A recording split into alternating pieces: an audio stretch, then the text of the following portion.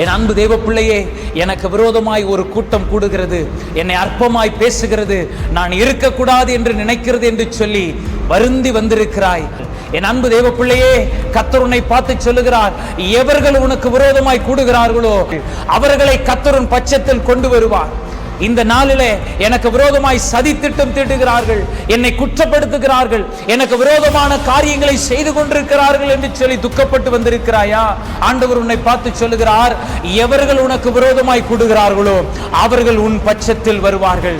இந்த நாளில் உனக்கு விரோதமாய் எத்தனை பேர் வேண்டுமானாலும் இருக்கலாம், எத்தனை பேர் வேண்டுமானாலும் திட்டம் தீட்டலாம், உன்னை அழிக்கும்படிக்கு, உனக்கு விரோதமாய் எழும்பும்படிக்கு, உன்னை வீணான வார்த்தைகளை பேசி குற்றப்படுத்தும்படிக்கு யார் வேண்டுமானாலும் வரலாம். என் அன்பு தேவ பிள்ளையே, கர்த்தர் உன் பட்சத்தில் இருக்கும் வரை ஒருவனும் உனக்கு முன்பாக எதிர்த்து நிற்பதில்லை என்று வேதம் சொல்லுகிறது.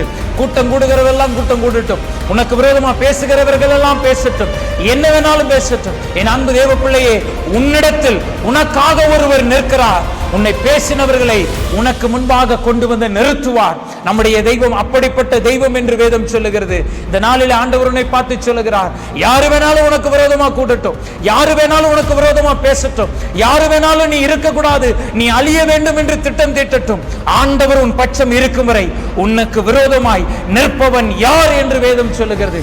உனக்கு விரோதமாய் யாரும் நிற்க முடியாது. அன்பு தேவ பிள்ளையே, உன்னோடு கூட கர்த்தர் இருக்கிறார். உனக்கு விரோதமாய் எழும்புகிறவர்களை உன்னிடத்தில் கர்த்தர் கொண்டு வந்து சேர்க்கும் வரை அவர் ஓய்வதில்லை. அவர் உனக்காக யுத்தம் பண்ணுவார். உனக்காக நான் யுத்தம் பண்ணுவேன் என்று கர்த்தர் வாக்கு பண்ணுகிறார்.